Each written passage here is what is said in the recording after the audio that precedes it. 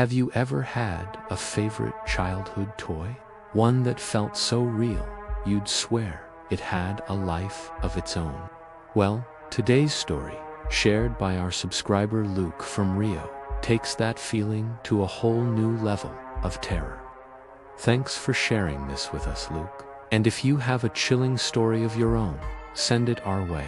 We'd love to feature it. Luke's story begins with a doll.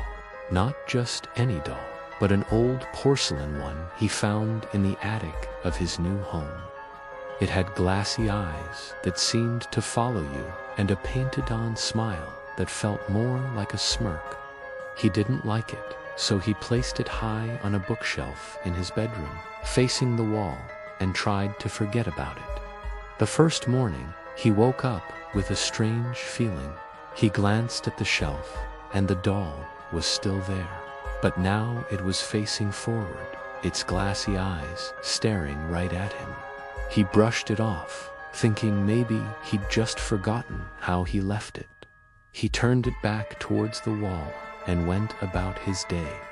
The next morning, the unease returned, stronger this time. The doll was no longer on the top shelf. It was on the middle shelf, closer. Its head was tilted slightly, as if it were curious. Luke's heart began to pound. This wasn't a coincidence. He took the doll and put it back on the highest shelf, pushing it all the way to the back, behind a stack of old books. But the following day, his blood ran cold. The doll was on his nightstand, right next to his alarm clock. Its creepy, painted smile seemed wider now, triumphant. He could feel its cold, porcelain gaze on him as he slept. How did it get there? There was no logical explanation. That night, Luke decided he couldn't sleep in that room. He grabbed his pillow and a blanket and made a bed on the living room sofa. He locked his bedroom door, hoping to contain whatever was happening. He finally drifted off, exhausted and terrified. But in the dead of night, a faint sound woke him, a soft, scraping sound. It was coming from the hallway. Slowly, he sat up, his eyes straining in the darkness, and then he saw it, a small silhouette in the doorway of the living room. The doll, it was standing there, just watching him. Luke tells us he fled the house that night and never went back.